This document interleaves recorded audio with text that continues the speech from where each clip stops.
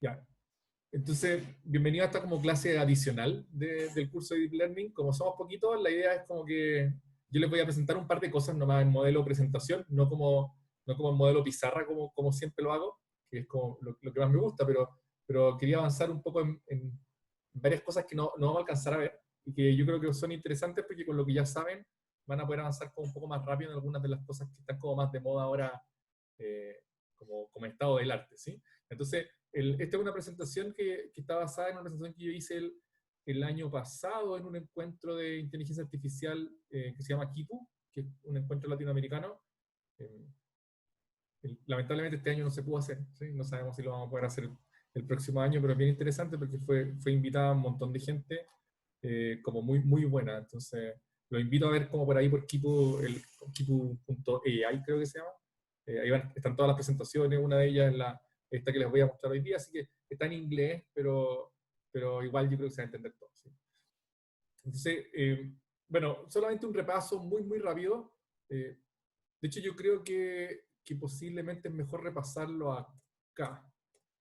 Si ustedes se acuerdan de la última clase, el Transformer esencialmente es una arquitectura que usa capas de autoatención y esencialmente nada más que eso para ir generando representaciones de una secuencia. Entonces yo tengo una secuencia, en este caso la estamos representando como una secuencia de vectores, y con esta operación que se llama self-attention, que si no la han visto, vayan a la clase anterior y la pueden ver en detalle, pero yo supongo que los que están acá se acuerdan un poco de qué se trataba. La idea es que no hay recurrencia, sino que cada una de las posiciones se genera a partir de poner atención de las posiciones anteriores con ciertas formas medias específicas. Entonces teníamos dos partes, lo que se llama como un encoder, que lo que hace es como a partir de la secuencia genera finalmente una representación, y después teníamos un decoder, que lo que hacía era de manera autorregresiva, iba generando las salidas. Cuando estamos en entrenamiento, lo que nosotros tenemos son todas las salidas que nosotros queremos ver, del I1 hasta el IM. Entonces, en entrenamiento esto se ve más o menos así. Yo tengo una secuencia y quiero generar el chip de la secuencia. Bueno, el chip para este lado. Entonces, desde el I0 quiero ser capaz de generar el I1, desde el I1 quiero ser capaz de generar el I2. Y la idea es que cada una de estas capas era una self-attention, autoatención, más una atención en el encoder, en este caso al lado de acá, ¿sí? Y había un par de detalles que la self-attention tenía unas cosas que se llamaban residuales, y además tenía una red neuronal punto a punto, ¿sí? Entonces eso era esencialmente lo que habíamos visto del Transformer, y lo que era importante era entender que al menos la forma en que nosotros estábamos viendo el Transformer inicialmente, como lo introdujimos, era una arquitectura encoder-decoder. Dada una secuencia de entrada, yo usaba el Transformer para modelar una secuencia de salida.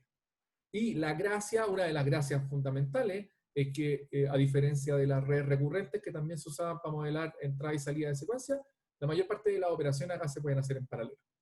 Esa es como una de las mayores gracias que lo que hace es que me permitían entrenar en menos tiempo usando más datos, porque puedo sacarle provecho al paralelismo cuando tengo unas máquinas suficientemente grandes. Sí, ese es como muy el resumen. Y bueno, aquí lo tengo así, que es como, porque es una presentación un poquito más larga esta. GPT-3, que es lo que ustedes han visto por ahí, esencialmente esta arquitectura. Después vamos a ver otra arquitectura, pero GPT-3 es un encoder-decoder autorregresivo basado esencialmente en Transformer muy grande. Lo último que vimos la clase pasada, la última clase del curso, fue que lo que yo los convenciera de que si nosotros simplemente usábamos una secuencia tal como estaba, el proceso de atención era de alguna manera, era como ciego al orden en el que nosotros habíamos puesto las secuencias de entrada. De hecho, lo que conversamos harto ahí era que esencialmente uno podía ver como que la autoatención trabajaba sobre conjuntos de vectores, no sobre una secuencia. Entonces, para que esto funcionara bien, lo que hacíamos era agregarle lo que llamábamos positional encodings. En este caso yo estoy poniendo positional encoding como si fueran un pedacito que le agregamos a cada vector. Uno puede pensar que eso, que es como un pedacito de información, pero en la práctica lo que se hace es generar otro vector de la misma dimensión de cada una de las secuencias, y ese vector completo trae como información posicional y yo se la sumo completa. Entonces no es como que agrando el vector, sino que tengo otro y lo sumo. Lo único importante es que de alguna manera le estamos inyectando información de las posiciones que no viene intrínsecamente en la secuencia. Y lo último que hemos discutido, creo que lo habíamos discutido después en los comentarios, después de que terminamos la clase, era que cuando teníamos redes recurrentes no necesitábamos hacer esto porque la red recurrente procesa intrínsecamente uno a uno los vectores. Entonces, el orden estaba implícito, pero a la vez explícito en la forma en que procesábamos, pero venía en la forma en que procesábamos, no venían los datos. Ya, y ese es como el resumen.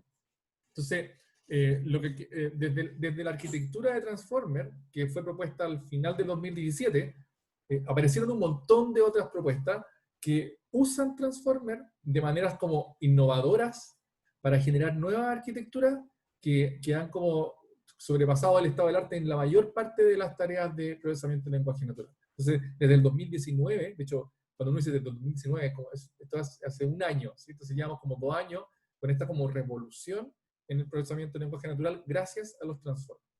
Entonces, esta presentación lo que voy a hablar es un poquito más acerca de transformers. Entonces, ya sabemos lo que es un transformer, vamos a hablar un poquito más de esto, y en particular de una arquitectura que es muy famosa hoy día que se llama BERT, y le puse BERT y sus amigos, porque hay un montón de otras arquitecturas que están basadas en transformers y en BERT que funcionan de manera similar. Entonces, el transformer, lo que vamos a hacer ahora es basarnos como en la parte, nos vamos a centrar sobre todo en la parte del encoder del transformer, y voy a tener este ejemplo que tengo acá, que, bueno, donde hice esta presentación era en Uruguay, entonces por eso era interesante tener este ejemplo. Entonces, si nosotros pensamos en un transformer, lo que en general le queremos pasar, por lo menos en las aplicaciones que vamos a estar mirando, es una secuencia de palabras, de tokens. Aquí las estoy representando como si fueran palabras, pero ustedes tienen que entender que realmente es un vector que representa cada palabra. Entonces, lo que hace el transformer es con esta capa de self-attention, que de alguna manera como combina, como mira todas las posiciones al mismo tiempo para generar posiciones, va haciendo estas capas una tras otra, hasta que genera lo que vamos a llamar una representación de la entrada. Entonces, noten que la entrada es Weather is nice in Montevideo during November.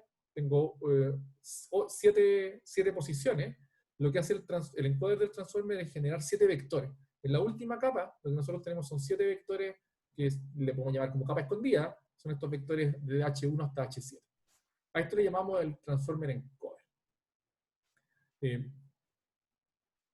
¿Qué es lo que es BERT? BERT es una arquitectura. De hecho, BERT el nombre BERT significa Bidirectional Encoder Representations from Transform.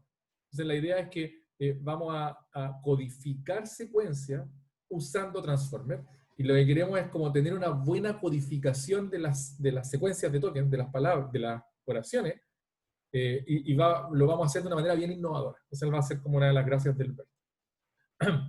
Entonces, ustedes se acuerdan cuando nosotros usábamos Transformer, típicamente nosotros lo usábamos para resolver una tarea en particular. ¿Qué significa una tarea? Es como que yo me conseguía datos que se veían como pares de secuencia, típicamente, por ejemplo, traducción automática. Yo me conseguía pares de oraciones en español, oraciones en francés, o oraciones en español, oraciones en inglés. Me conseguía un montón de esos pares, y luego entrenaba el Transformer para que con el input de la oración en español fuera capaz de escupirme el output de la oración en inglés. ¿Qué es lo que hacen los investigadores en BERT? Dicen, ¿saben qué? Lo que nosotros queremos, de hecho esa es la motivación, nosotros queremos entrenar Transformer sin necesitar una tarea específica. ¿Sí? Como que de alguna manera queremos entrenar Transformer sin tener un objetivo inicial antes de entrenarlo. Es como, queremos entrenar Transformer para que entiendan texto en general, sin una tarea. ¿Ya? Y para eso lo que hacen es una cuestión como bien interesante, que es como bastante estándar en Machine Learning, pero que no se había usado como lo usaron acá para texto. Entonces, lo que hicieron los investigadores para entrenar BERT, para proponer BERT, es que propusieron esta tarea, que es una tarea como una, no tarea, porque es una tarea que no es una tarea real, que se llama Masked Language Modeling, y la idea es la siguiente. Yo voy a tener una oración de entrada, y lo que voy a hacer es corromper la oración de entrada. ¿Qué significa corromperla? Que yo esencialmente voy a borrar al azar algunos tokens de la oración. ¿Sí? De hecho, no los borro realmente, sino que los cambio por un token especial que se llama mask, que es un token de masking. Si lo que estoy haciendo es como que da una oración, lo que estoy haciendo estoy tapando algunos tokens. Y luego lo que voy a hacer es pasar toda esta oración con estas tapadas, con estos masking, por el encoder de un transformer, y eso me va a dar las representaciones para cada una de las posiciones, como lo veíamos siempre. Y lo que voy a hacer es tratar de reconstruir el texto que yo borré, el que estoy tapando, a partir de las representaciones correspondientes a su posición. Entonces, en este caso, lo que voy a tratar de hacer es desde el H3, que corresponde a la posición donde yo tapé, quiero predecir cuál es la palabra que debería ir ahí, y desde el H6 yo quiero predecir cuál es la palabra que debería ir. ¿Sí? Entonces, en este caso, desde el H3 a mí me gustaría predecir nice, y desde el H6 a mí me gustaría predecir during. Noten que, claro, este prediction, ustedes ya pasaron por el curso de Deep Learning, ya lo terminaron, entonces saben que este prediction es un softmax con una capa lineal que va al tamaño del vocabulario, y después simplemente hago un cross entropy para ver el error y puedo entrenarlo sin problema. ¿Sí? ¿Cuál es la gracia de esto? Es que si ustedes se dan cuenta, yo realmente no necesito datos de entrenamiento. Lo que tengo es un texto cualquiera. De hecho, yo puedo ir a sacar un texto cualquiera que no está etiquetado.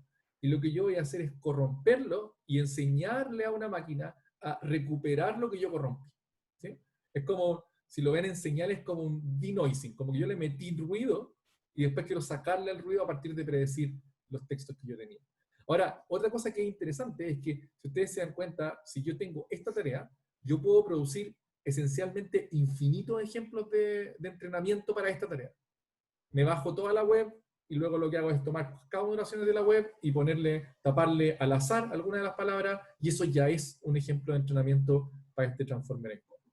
Entonces, con esta oración puedo hacer esto, pero también puedo tapar otra. Y ahora lo que quiero hacer es desde el H1 predecir weather en este caso, y desde el H5 predecir Montevideo. Esto es lo que se conoce como Mask Language Modeling. Si ustedes se acuerdan, en la clase que vimos autorregresión, yo les decía que el Language Modeling es como asignarle una probabilidad a una oración, dado un corpus. En este caso lo que estoy haciendo es como reconstruyendo oraciones dado un corpus, que es como que estoy asignando cuál es la probabilidad de que esa palabra haya sido weather y cuál es la probabilidad de que esta palabra haya sido Montevideo. No sé si tienen dudas hasta acá, es como bien claro y bien simple, ¿sí?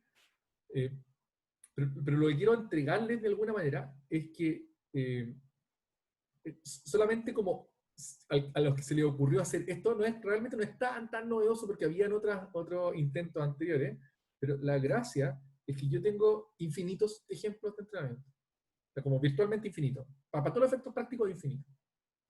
De hecho, uno podría decir, ya, pero esta tarea es bien simple, ¿por qué no la traté de entrenar, por ejemplo, con una red recurrente? Y el tema es que la gracia es que, como todo esto se puede hacer en paralelo muy rápido, ahora yo sí le puedo sacar provecho a un dataset que es virtualmente infinito. Antes no podía sacarle ese provecho. ¿Pregunta hasta acá? Jorge, Sí, dale. Bueno. perdón, dale. Bueno, de que me pregunto de que igual es difícil entrenar algo así porque en general como que hay varias oraciones que en una misma posición podrían tener varias palabras, ¿o no? Como Sí, que no hay una correcta propiamente tal. claro que sí. De hecho, Esa es mi misma pregunta, pero con énfasis en la primera palabra, porque, por ejemplo, ¿por qué en este caso dice weather y no podría decir food, por ejemplo, is nice per- in per- Montevideo during November? perfecto, ustedes tienen mucha intuición. Si ustedes se acuerdan qué es lo que hace realmente un softmax, cuando yo estoy haciendo una predicción, lo que hace es darme una distribución de probabilidad sobre las posibles palabras que podrían ir aquí. ¿Lo entienden, cierto? Entonces, realmente esta predicción, lo que yo digo es como dice Javier, muy bien, dice como, este podría ser weather, pero podría ser food también. Entonces, si lo que dice Javier es cierto, y dado que yo tengo suficientes datos, demasiado, virtualmente infinito, voy a tener una oración que tiene food aquí. Y voy a tener una oración que tiene weather aquí. Entonces, ¿qué es lo que va a pasar? Es que con el Transformer Encoder, lo que yo voy a hacer con cada paso de entrenamiento es que voy a como empujar la distribución de probabilidad de los tokens hacia tokens que se parecen a weather, food, no sé, fútbol. Ya me cacharon, ¿sí? Pero no va a aparecer como Dragon, por ejemplo, no sé. Ya me cacharon, Blue, no sé, no va a aparecer Lo que voy a hacer es, de alguna manera, empezar a ver cuál es la distribución de probabilidad de las palabras cuando aparecen entre medio de otras. Y la gracia es que, si ustedes se dan cuenta, esa predicción, como este es un Transformer Encoder, y aquí tengo varias capas, esta predicción realmente depende de todas las palabras. Pero eso se llama como Bidirectional Representation from Transformer, la B de BERT. Porque aquí para Montevideo yo estoy mirando todas las otras palabras, como que le puse atención a algunas, le puse atención a otras, fui yendo hacia arriba en mis capas y finalmente es una predicción. Entonces, de nuevo, no es como que de hecho, estos modelos, si ustedes se dan cuenta, como que yo no tengo una noción de acierto. Por lo mismo que decía Javier y la otra persona, que no sé quién es el otro estudiante que me preguntó, pero yo no tiene ningún sentido hablar de acierto. ¿Cuántas veces le achunté a la palabra? Porque realmente no me importa haber puesto exactamente la palabra ahí, lo que me importa es empujar la distribución de probabilidad hacia palabras que es razonable que aparezcan ahí. ¿Sí? De hecho, más extremo uno podría decir que si yo tengo virtualmente infinitos datos, el overfitting tampoco es un problema. O sea, lo que yo quiero realmente es empujar la distribución de probabilidad para que si aparece esa configuración de palabra, sea esa otra la que yo voy a predecir. ¿Sí? Ahora, lo que me preguntaron es que puede ser difícil. Sí, es difícil. No va a ser fácil que me diga exactamente weather, pero sí va a ser fácil como aumentarle la probabilidad a weather comparado con, no sé, nice. Nice is nice in Montevideo diurno. ¿Ya? No sé si les quedó claro o tiene algún otro comentario o duda ahí. Sí me queda claro, pero igual es como extraño porque como que todos los modelos que hemos visto como que se basaban en que entrenarlo era mejorar la precisión o disminuir la loss, pero aquí ya, chao, así. O Como que sea, uno lo va a ojo, entrenar ojo. un tiempo y... Pero lo que sí queremos es disminuir la loss. Eso sí, recuerda que la loss cross entropy lo que está diciendo es como cuál es la diferencia entre la distribución de probabilidad que dice la red y la distribución de probabilidad real, que es la que viene en los datos. ¿Sí? Entonces, nosotros sí vamos a querer que la loss sea muy baja. Queremos que la distribución de probabilidad que me va diciendo la red sea muy, muy parecida a la distribución de probabilidad que tienen mis datos. Entonces, yo sí quiero que la loss baje. Pero lo que no parece como inmediatamente claro es como cuál es el conjunto de validación. ¿Me cacháis? No parece inmediatamente claro. ¿Por qué? Porque esta es una tarea artificial. No una tarea real. No es como la tarea que teníamos antes, que es como, no sé, análisis de sentimientos. O traducción automática. Esta es una tarea totalmente artificial. De hecho, algunas personas le llaman a esto aprendizaje no supervisado. A pesar de que yo igual veo que es supervisado, pero le llaman no supervisado porque yo no tengo etiquetas realmente. Lo que yo estoy haciendo es simplemente como aprendiendo la distribución de probabilidad de mis datos, a partir de ser capaz de completar los que yo estoy tapando. ¿Sí? Algunas otras personas le llaman semi-supervisado. En general yo le llamo aprendizaje, nomás, donde las etiquetas salen de los mismos datos, pero finalmente igual tengo etiquetas. Lo que no tiene sentido, mucho sentido en este caso es empezar a hablar como de accuracy, por ejemplo. Igual uno lo hace, ¿sí? O sea, con la gente que entrenó BERT, igual tiene como un conjunto gigantesco para entrenar, igual tiene otro conjunto para cachar si es que es capaz de extrapolar la distribución de probabilidad del conjunto de entrenamiento a texto general que no ha visto. ¿Sí? Eso, pero si ustedes piensan, imagínense que yo pudiera hacer esto, que eso es lo que hace GPT-3, no exactamente en esta arquitectura, pero le pasara a toda la web, toda. Es como que ya, ¿dónde voy a testear? Si está todo. No sé si se entiende. ¿Sí?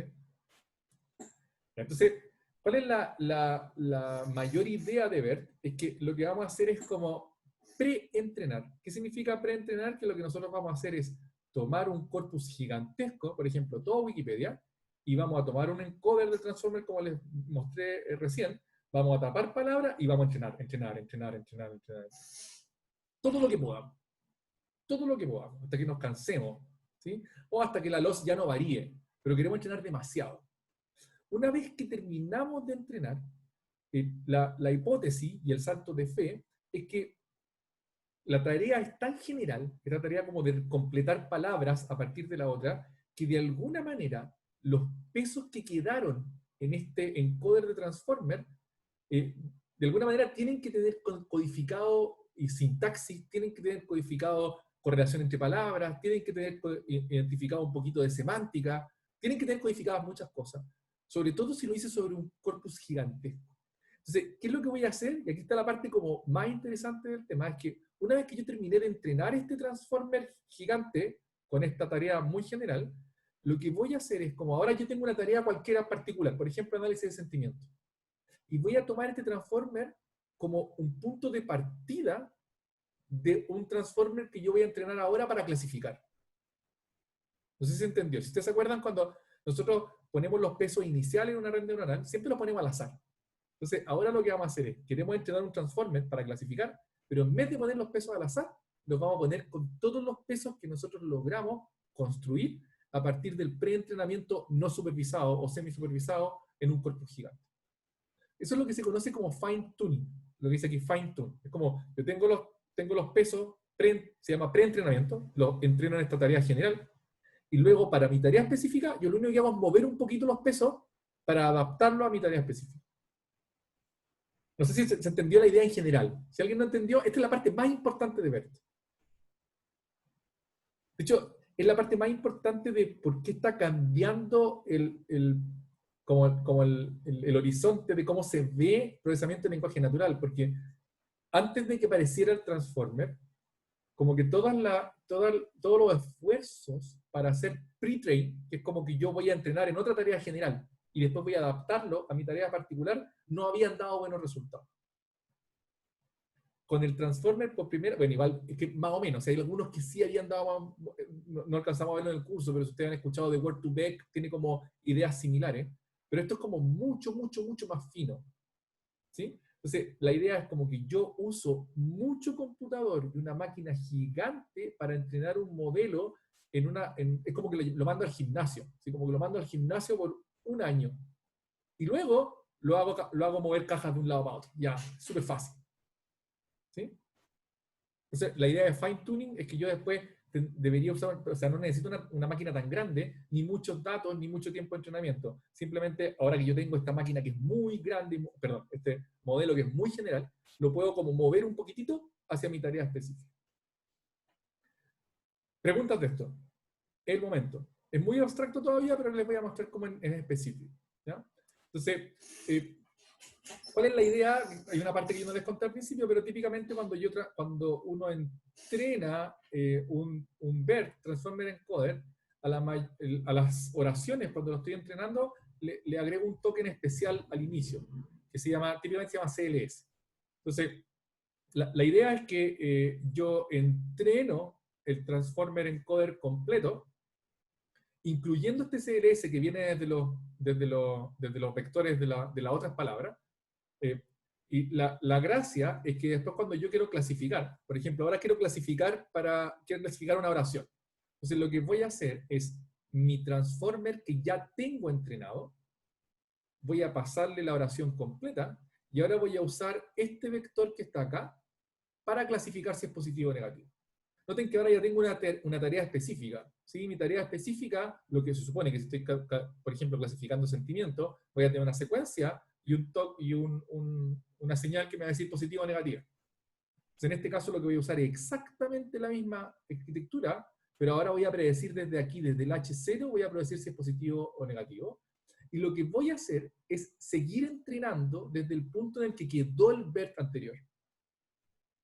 Pero noten que obviamente estas cosas van a cambiar, pero lo único que me importa ahora es cómo cambia esta clasificación y los pesos hacia abajo a partir de la clasificación nueva, pero no voy a partir de la nada, voy a partir de un modelo que ya estaba preentrenado en una tarea muy general. Pregunta hasta acá, porque esto puede ser medio raro. Voy a enfatizar. Dale, pregúntame. A mí me parecería raro porque me imagino de que ese CLS debería venir como con un largo como ya predefinido, ¿no? O sea, un tamaño del vector y poder como mapear como todas las clasificaciones que uno quiera a ese tamaño no es como trivial, ¿o no? Ya, pero lo que tú estás diciendo es como, pucha, si el BERT tiene dimensión 512 y puede ser que mi clasificación yo quiera ponerle un vector más grande, eso es lo que estás diciendo tú. Sí, o más chico, no sé, al menos no se me ocurre Ya, tanto. recuerda que esta clasificación acá, y tú eres alumno que ya pasó por Deep Learning, esto puede ser una red neuronal, ¿cachai? No tiene por qué ser una sola capa.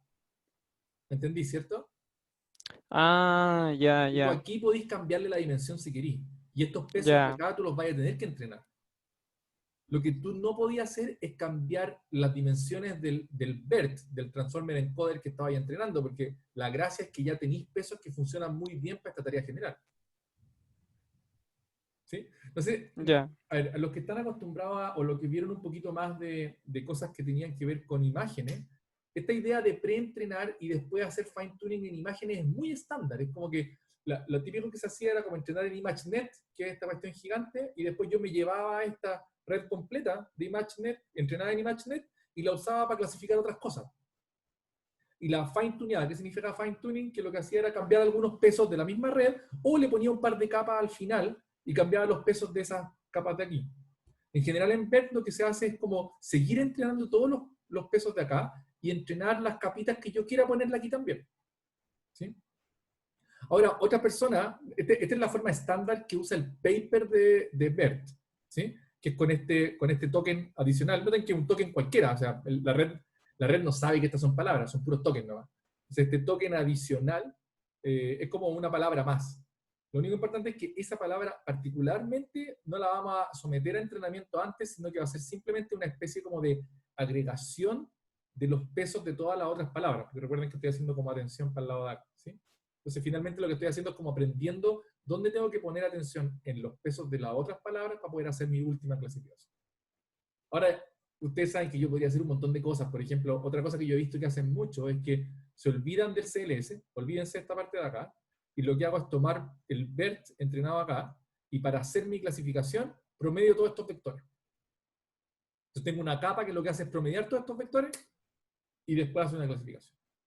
O incluso podría decir cómo voy a poner atención. Yo voy a hacer una capa para poner atención sobre estos vectores y hacer la clasificación. Pero poner una capa de atención acá es más o menos lo mismo, sería más o menos lo mismo que usar un CLS, que pone atención sobre la capa anterior. Entonces, el BERT tiene varias cosas técnicas adicionales. Noten que hay un tema bien importante aquí. Uno es que, de alguna manera, el Masked Language Modeling, esto como de tapar cosas para predecir, de alguna manera lo que estamos enseñándole a la red es como la relación entre las palabras de la misma oración.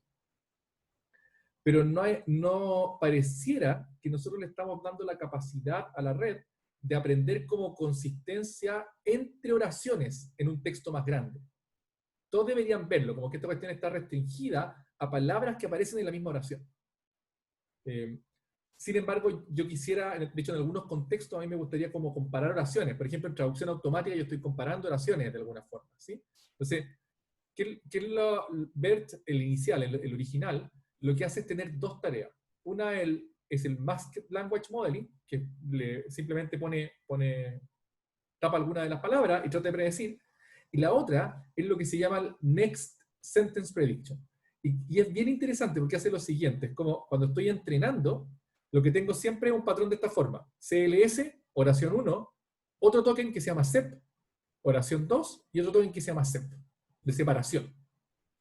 Entonces, cuando estoy entrenando, además le pregunto a la red, como una tarea auxiliar, además del Masked Language Modeling, si la oración 2 es la que le sigue, o sea, es como plausible que sea la que le siga a la oración 1 en un texto. Noten que sea una clasificación binaria, es como, ¿la sigue o no la sigue? No lo dan todos, ¿cierto? Si yo les pregunto a ustedes, ¿cómo me consigo ejemplos para eso? Porque necesito ejemplos positivos y ejemplos negativos. ¿De dónde saco los ejemplos positivos? Alguien que me diga algo. Igual que antes, ¿o no? De cualquier lado, como que un texto que al menos tenga dos frases ya sirve. Ya, es muy fácil obtener ejemplos positivos, ¿sí? Tú mismo, ¿de dónde saco los ejemplos negativos? Del mismo texto, solo que me voy saltando, o sea, tomo una y después me salto un número arbitrario y tomo otra, ¿o no? Ya, entonces, lo que voy a hacer es, los ejemplos positivos son esencialmente dos oraciones que van juntas. Los ejemplos negativos es una oración más otra al azar del corpus. Notáis que al azar es más fácil, ¿no? ¿Para qué me va a estar saltando como al azar, cualquiera? Y lo que voy a decir es que si es al azar, entonces no es plausible. Y voy a suponer que la aleatoriedad va a ser muy baja la probabilidad de que efectivamente sea exactamente la oración que le sigue. Entonces, de esa forma, lo que estamos forzando al encoder, noten que este encoder no es como encoder de coder, sigue siendo un encoder nomás. Lo que estamos forzando al encoder es que aprenda al mismo tiempo relaciones intraoración y relaciones interoración, entre oraciones distintas, pero que se siguen una a otra. Hay varias otras cosas. Noten que de alguna manera recuerdan los positional encoding. Yo tengo como posiciones, este el primero, segundo, tercero. No tiene mucho sentido que si esta oración tiene largo, no sé, 20, este sea el token 21. O sea, lo que a mí me gustaría es que este sea el token 1, 2, 3, 4. Pero si yo le pongo la misma posición, voy a confundir completamente al encoder. Va a pensar que los dos están en la misma posición. Entonces, lo que hace además BERT es agregarle lo que se llama como un segment encoding, que es como que tuviese el encoding de posición, tiene como dos componentes. Una que me dice cuál es el segmento, si es el segmento 1 o el segmento 2, y otra que me dice cuál es la posición dentro del segmento. Entonces tengo dos posiciones encoding juntos para este texto completo. Típicamente se usa un 15% de corrupción, que es como que yo borro el 15% de las palabras nomás, y el paper original de BERT propone dos modelos, uno que le llaman base, que tiene 12 capas, 768 dimensiones en la capa escondida, y tiene 12 cabezales de atención. ¿Recuerdan los cabezales de atención multigen? Y le da en total 110 millones de parámetros. Y otro más grande, le llaman large, que es como el doble en capa, tiene 1024 de neuronas en la capa escondida. Ya no se llama capa escondida, ¿sí? pero ustedes me entienden. ¿Sí? Los H tienen dimensión 1024. Recuerden que para que el transformer funcione, todos los vectores tienen que tener la misma dimensión.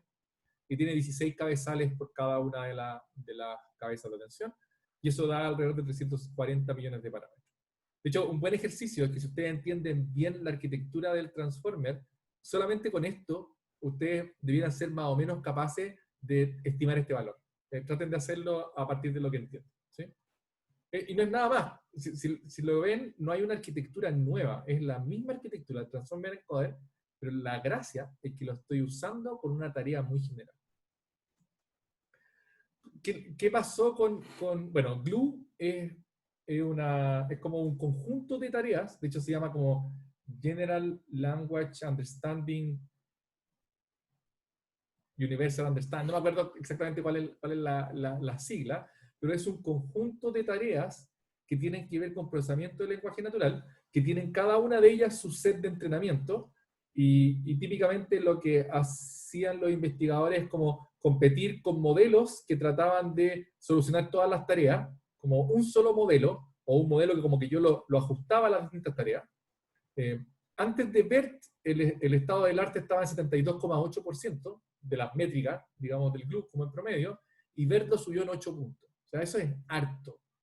¿Sí? Subió a 80,5 a final del 2018. ¿Sí? Entonces, esto realmente fue como un cambio radical, sobre todo que en algunas tareas, y eso es como que ahí le pusieron demasiado color, en algunas tareas, BERT como que estaba a la par de la performance de una persona en esa tarea.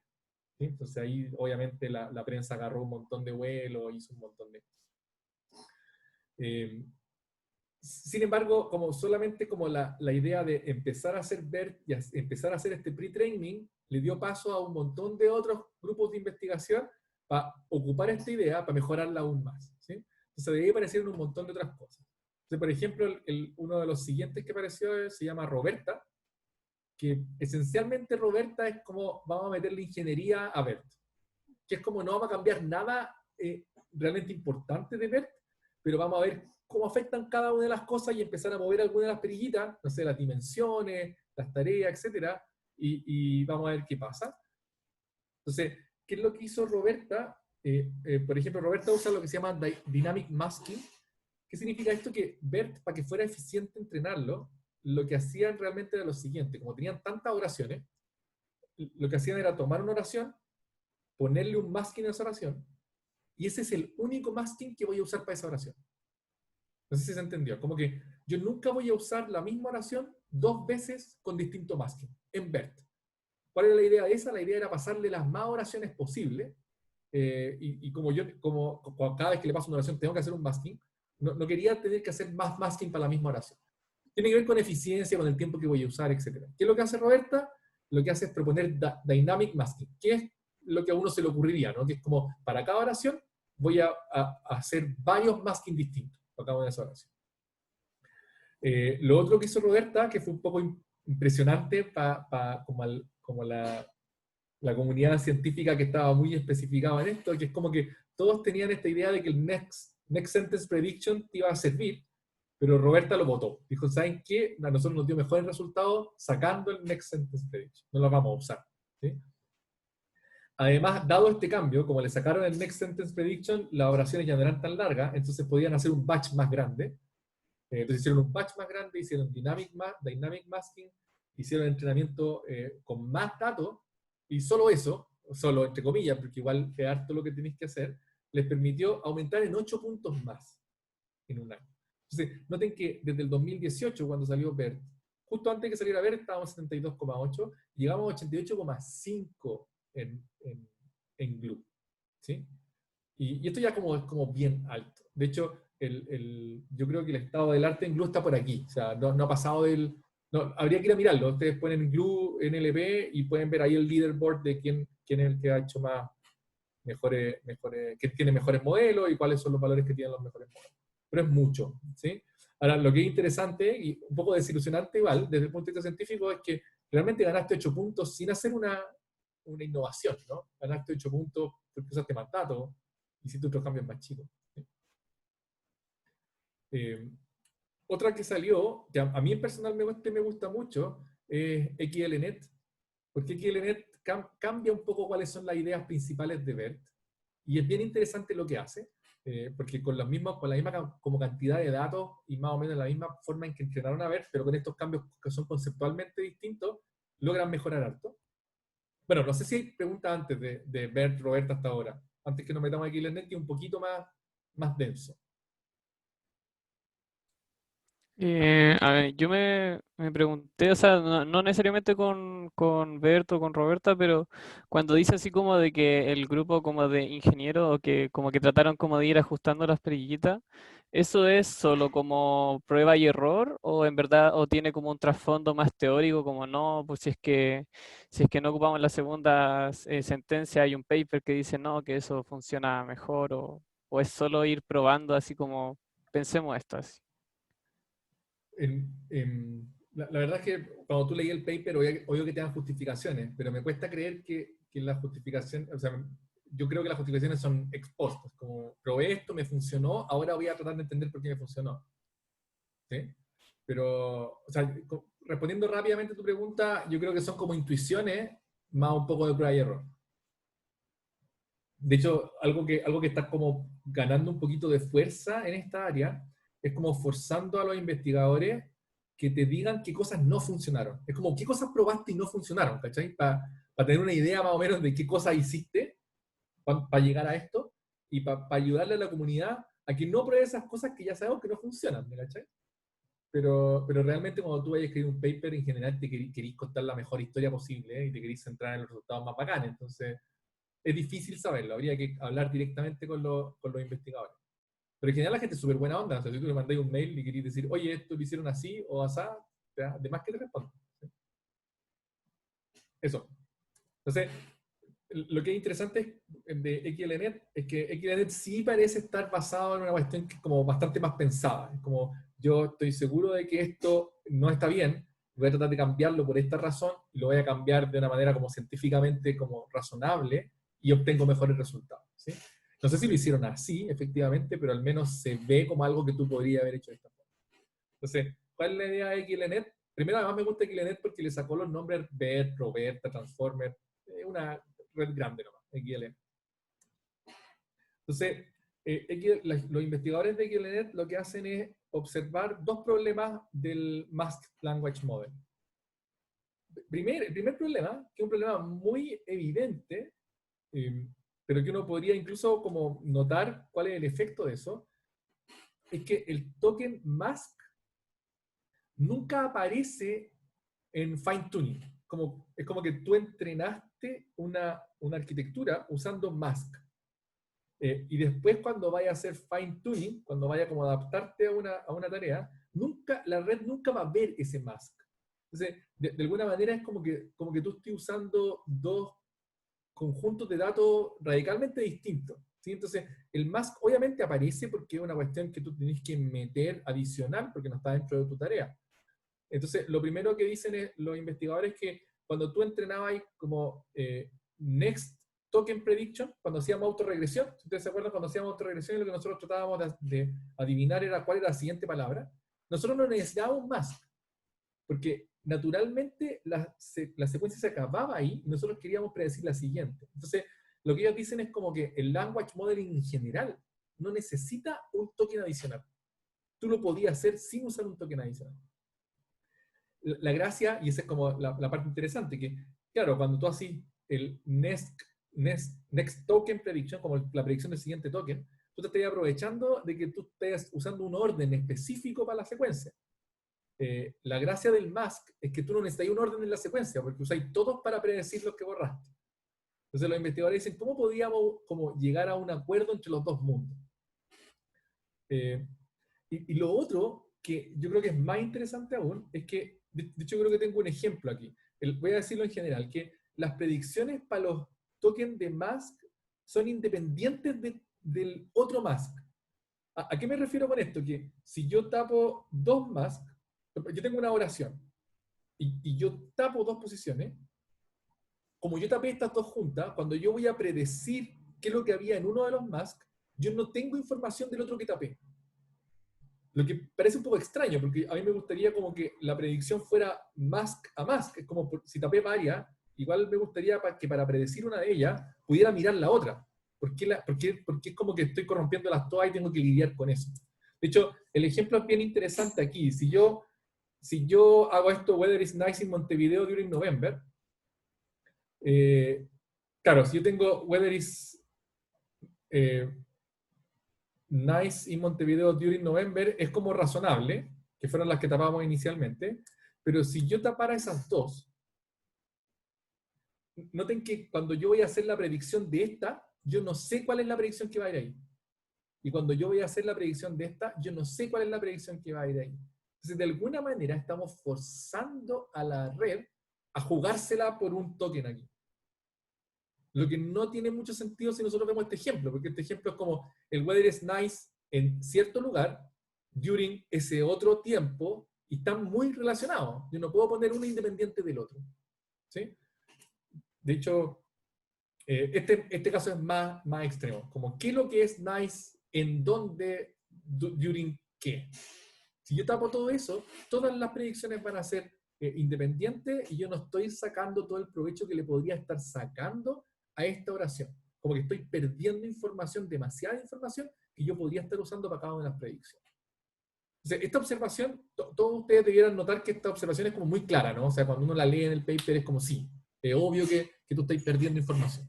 La pregunta es cómo podemos hacerlo para obtener de vuelta esa información. ¿A alguien se le ocurre qué podríamos hacer? Podríamos como poner varias como redes en paralelo, como escondiendo una de cada carácter. Ya, el problema de eso es que nos agranda tú decís como, ya, pero eso sería equivalente a pasarle varias veces la oración con un solo masking. Claro. En paralelo. ¿Sí? Sí. Ya, y el problema de eso es que si yo pongo un solo masking, es como que estoy desperdiciando mi computación, ¿no? La gracia de poner varios masking es que yo en una sola pasada le estoy enseñando varias cosas a la red. Claro. Entonces, tengo ese problema. ¿Ya? La verdad es que no es fácil. Si usted, bueno, sería bacán como si alguien está viendo este video en YouTube, ponga pausa aquí y piense. Es como bacán si uno se pone a pensar esto para tratar de solucionar el problema. Porque la solución no es fácil y es bien ingeniosa. A mí me gusta mucho. Entonces, primero, lo que yo les había dicho antes, cuando uno está haciendo el Standard Language Modeling, que lo único que quiere hacer es como una probabilidad para una oración, no necesito mask, ¿sí? Que típicamente lo que voy a hacer es como tomar una palabra y ver cuál es la probabilidad de la siguiente palabra, después voy a tomar las dos, voy a ver cuál es la probabilidad de la siguiente. De hecho, en general, el Language Modeling estándar, como se lo enseñé yo, a pesar de que lo pasamos muy rápido, tienen que ir a un curso de NLP para verlo en detalle, lo que yo quiero realmente es tener una distribución de probabilidad, o sea, quiero tener una probabilidad para la oración completa. Y la forma en que factorizo esa probabilidad, que eso da paso a la autorregresión, es que yo la factorizo así. Yo primero digo, la probabilidad de esa oración la voy a factorizar como la probabilidad de la primera palabra por la probabilidad de la segunda palabra dada la primera, por la probabilidad de la tercera palabra dada las dos primeras, y así sucesivamente hasta la probabilidad de la última palabra dado todas las anteriores. Entonces, eso naturalmente me da la autorregresión, que yo voy a ir prediciendo cuál es la probabilidad de la siguiente palabra dadas las que yo he visto. Entonces, noten que esto tiene varios... Bueno, el primer problema es que tengo que ir en una dirección, y el segundo problema es que siempre tengo que predecir la última, no puedo predecir otra. ¿Qué es lo que hace XLNet? Dice lo siguiente, es como, ¿por qué razón estamos factorizando siempre en ese orden? Es como súper como antropocéntrico, es como decir, lo humano, de hecho ni siquiera en todos los idiomas, pero lo humano leemos en esa dirección. Entonces vamos a factorizar la probabilidad en esa dirección. Es como raro, o sea, no es raro cuando uno se lo dicen, es como, obvio, si yo leo así. Pero desde el punto de vista computacional o de un modelo, es como, ¿por qué? O sea, podría ser cualquier orden, de hecho. Entonces, ¿qué es lo que hace XLNet? Dice, ¿saben qué? Lo que yo voy a hacer es, antes de como estimar una probabilidad, lo que voy a hacer es hacer una permutación de las posiciones de los tokens. Pero no voy a permutar las posiciones. La oración va a seguir siendo la misma. Es weather is night in Montevideo during November, pero yo voy a elegir un orden para factorizar esa probabilidad. Entonces, en este caso elegí ese orden, el que nice es 1, during es 2, weather es 3, pero yo quiero una probabilidad para esa oración. Esto es bien importante, si van a leer el paper puede ser que se confundan aquí. La probabilidad no es para la permutación, la probabilidad sigue siendo para la oración, pero la factorización la voy a hacer usando otra permutación. Entonces lo que yo voy a decir es que la probabilidad de esa oración va a ser esta, va a ser la probabilidad de nice, que es como una palabra que aparece en la oración, por la probabilidad del que tiene segundo, during, dado nice. Noten que yo no estoy diciendo que se apareció antes, estoy diciendo simplemente cuál es la probabilidad de que mi oración tenga la palabra during, dado que yo sé que tiene la palabra nice. Después, ¿cuál es la probabilidad, como weather es 3, cuál es la probabilidad que mi oración tenga la palabra weather, dado que yo sé que tiene la palabra nice y during, y así hasta la última. En este caso, ¿cuál es la probabilidad de que mi oración tenga la palabra is, dado que tiene nice, during, weather, November? Noten que para un humano que habla español o estos idiomas que se leen así, pareciera ser como que no tiene ni un sentido, pero si uno lo piensa un poco es como obvio que la puedo factorizar como yo quiera, pues estoy simplemente calculando una probabilidad, nadie me fuerza a hacerlo en esa dirección. No sé si tienen dudas de esto, porque es bien importante que se entienda lo que estamos tratando de hacer.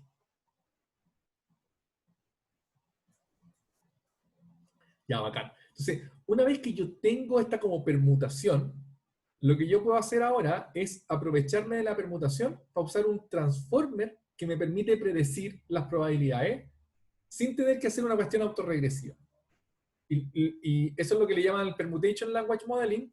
De hecho, el Permutation Language Modeling es como la probabilidad de una oración, que es lo que está aquí. Lo que voy a hacer es como, este es como lo que quiero modelar, ¿sí? Lo que quiero modelar, de hecho, si ustedes se acuerdan, lo que hacíamos era usar el log de las probabilidades y las sumábamos, que finalmente es como multiplicar las probabilidades, no es nada complicado. Pero lo que voy a estar modelando es como, dada una permutación al azar, cuál es la probabilidad de los tokens en una oración, pero factorizándolas con esa permutación que hice. Y lo que voy a tratar de hacer es maximizar eso. Igual es como, de hecho, si uno lo ve como si ustedes van a un curso de NLP, este es como la estándar que uno hace como la loss o la maximización estándar que uno hace para Language Modeling. La única diferencia acá es que yo voy a samplear una distribución, no una distribución de probabilidades, voy a samplear una permutación cada vez que voy a medir esto. Eso es lo que voy a estar tratando de estimar. Entonces, ¿qué es lo que voy a hacer? ¿Cómo voy a usar un Transformer Encoder Python? Lo primero que voy a hacer es, bueno, obviamente tengo los Positional Encoding, ¿no? Recuerden que los Positional Encoding siempre van en ese orden, y eso es importante porque, de hecho, es la primera vez que lo pongo en estos dibujos, pero es importante porque eso quiere decir que weather es efectivamente la primera palabra. Después de que yo tengo como estos son los tokens normales, lo que voy a hacer es elegir una permutación. Noten la permutación que elegí ahí. Y ahora voy a usar un transformer para hacer esto. Desde nice voy a tratar de predecir la palabra, y desde la 1 voy a tratar de predecir la 1. Después lo que voy a hacer es, desde la 1 y la 2 voy a tratar de predecir la 2. Después desde la 1, la 2 y la 3 voy a tratar de predecir la 3. Y así, desde la 1, la 2, la 3 y la 4 voy a predecir la otra. Entonces, yo creo que me entendieron. ¿Cuál es la gracia de esto? Es que puedo usar un transformer, las predicciones pueden ir bidireccionalmente, puede ser en cualquier orden, porque el orden lo voy a elegir, pero no necesito un mask. Entonces, de alguna manera, la permutación que yo elegí es la que le va a permitir a mi modelo decir qué cosas puedo ver para poder hacer la siguiente predicción, pero no necesito un token de mask. ¿Cómo lo voy a entrenar? Después voy a elegir otra permutación y voy a repetir. Eso es XLN, en general. ¿Sí? Hay un par de cosas prácticas. De hecho, si ustedes hubieran estado bien atentos acá, me podrían haber observado esto. Noten que para predecir este is, yo estoy usando el is de aquí. Y eso va a trivializar todo, porque si yo tengo el token para predecir el mismo token, es como que la red podría aprender a copiar el token. ¿Sí? Entonces, también hay como un desafío ahí bien interesante de cómo se sacan ese problema. Y para eso hacen lo que se llama como un two-stream self-attention, que es como que le voy a ir escondiendo el mismo token a la que quiero predecir.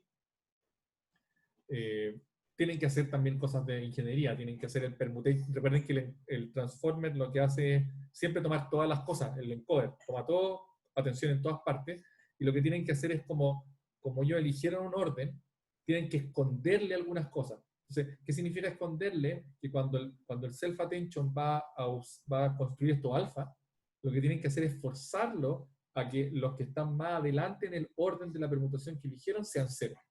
Eso es bien importante. Similar a lo de masking, no todos los tokens los predicen. Generalmente predicen como un sexto de los tokens en cada oración. ¿Sí?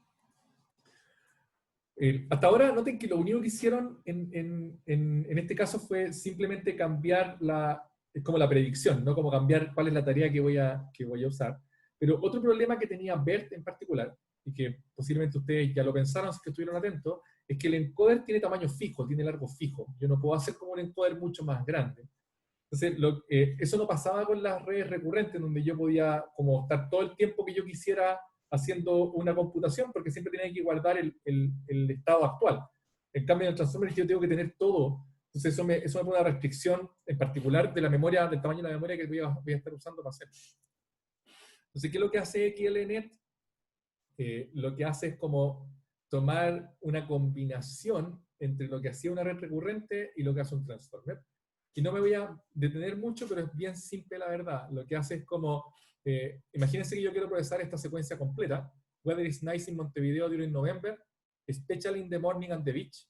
Entonces no me cabe completamente en la memoria, entonces lo que yo puedo hacer es decir weather is nice in Montevideo during November, y eso lo codifico con un transformer encoder, y luego me guardo la codificación solamente, como la memoria del segmento anterior, pongo el segmento siguiente, especially in the morning at the beach, y uso esa memoria, se la meto aquí, entre medio a este transformer. Es como que, si ustedes se dan cuenta, es como si tuviera un estado anterior, pero el estado no es del tiempo anterior, sino del segmento anterior. Entonces, proceso un segmento grande con un transformer encoder, me guardo ese estado, después proceso siguiente segmento con otro transformer encoder, y combino. De hecho, lo que hago es pasarle el estado para la transformación siguiente, y puedo seguir indefinidamente. Se podría procesar texto que es arbitrariamente largo con esta fórmula de hacerlo. Hay un montón de cosas prácticas, en particular, no sé si vale mucho la pena, pero me voy a tener una sola, que es como, ustedes se acuerdan, los positional encoding son fijos, ¿no? 0, 1, 2, 3. Pero si yo estoy pensando en una oración más larga, no tiene mucho sentido que le ponga 0 a este y le vuelva a poner 0 a ese. Entonces, una cosa que tuvo que hacer XLNet fue cambiar los positional encoding por otra cosa un poquito más versátil, y ellos introdujeron, de hecho lo habían introducido antes, pero lo introdujeron para algo que realmente sirvió en la práctica, los relative positional encoding, que en vez de codificar directamente la posición por un número, lo que voy a decir es cuál viene después de cuál. Entonces, esta de acá decíamos que vienen después de todas las anteriores de allá, y con eso solucionaba el problema. XLNet salió más o menos al mismo tiempo que Roberta, y estuvieron ahí mismo, noten que no hay ninguna diferencia. Igual Roberta ganó, pero por 0.1%, pero igual, los dos subieron un 8% respecto de BERT. Sería interesante ver como si una combinación, no sé si hicieron una combinación de estos dos para ir un poco más arriba, pero en general estos como leaderboards son para un modelo en particular. no me queda mucho tiempo, solamente voy a decirles de qué se tratan estos dos. Tanto Roberta como XLNet lo que hacen es como entrenar con más datos, por más tiempo, modelos más grandes, y eso nos lleva a que finalmente son muy pocos los que pueden entrenar estas cosas, y también los que pueden usarlas. Y Albert y Electra son dos propuestas que lo que tratan de hacer es ir en la otra dirección. Es como decir, quiero tener modelos que sean lo más chicos posible, pero tratando de que no bajen mucho en el acierto, ¿sí? Pero que tengo modelos que son un poquito más, digamos, manejables, eficientes, ¿sí? Déjenme avanzar porque si no me va a demorar demasiado. Ah, bueno, ya déjenme solamente decirle aquí. Hay un par de ideas, de hecho yo lo comenté en la clase pasada cuando vimos Transformer, que una de las ideas de Albert es que en vez de tener parámetros distintos en cada una de las capas, lo que van a hacer es tener los mismos parámetros en cada capa. Entonces, lo que hacen es como entrenar una capa de autotensión y luego usan la misma capa de autotensión otra vez, otra vez, otra vez. Y eso lo que hace es bajarle radicalmente la cantidad de sorry, están mis perritos aquí, la cantidad de parámetros que tienen los modelos. Electra es bien interesante, pero no les voy a, ya estamos como muy encima de la hora, traten de mirar después en la presentación que se las voy a dejar, porque lo que hace Electra es como combinar un poco esta idea de generador discriminador. Varios de ustedes me han preguntado por esta red generativa adversaria. Es como llevar un poco la idea de generador discriminador al tema de generar textos, de producir representaciones para texto. Solamente para terminar, bueno, esto igual es un poco antiguo, este es del final del año pasado, que los Transformers, en particular BERT, todos los demás, están avanzando el estado del arte en inglés. Hay un BERT multilingüal que está entrenado simultáneamente en 104 idiomas, pero sin embargo en ese momento no había como un, bueno sí, de hecho lo que hicimos con gente, de hecho con compañeros de ustedes, del DCC, fue entrenar un modelo BERT en español. Entonces se llama Beto y lo pueden encontrar aquí. Igual les voy a dejar los links y todo. Entonces, la gracia de estos modelos de preentrenamiento es que ustedes, después de que está preentrenado, lo que ustedes pueden hacer es como tunearlos para su tarea. Entonces, la gracia del BERT en español es que está preentrenado con el corpus más grande, de hecho lo construimos nosotros también, el corpus más grande en español. Entrenamos este modelo BERT solo con ese corpus, y una de las gracias es que el modelo Beto, el BERT en español, obtuvo como estado del arte en la mayor parte de las tareas de procesamiento de lenguaje natural en español. Lo pueden ver todo en este link, ¿sí? Y lo otro es que también el Transformer tiene muchos resultados muy bacanes en la práctica, pero hay pocos resultados en la teoría, y en lo que queda de la presentación igual les cuento un poquito de eso y un poco del trabajo que hemos estado haciendo también con otros compañeros del DCC y del BIM, lo pueden mirar después en detalle, ¿sí? Para eso termina la clase. Si tienen dudas, pregúntenme lo que quieran en el momento. Igual les voy a dejar la presentación. La presentación tiene como una introducción antes, que es parecido a lo que yo le hice como para motivar de dónde viene la atención, y tiene parte de teoría después también para discutir cosas un poquito más detalladas. Lo que voy a hacer es dejar la clase hasta acá, por lo menos en la grabación. Igual me voy a quedar un rato para que discutamos y si tienen preguntas, etc. Son los que me están viendo por video. Chao.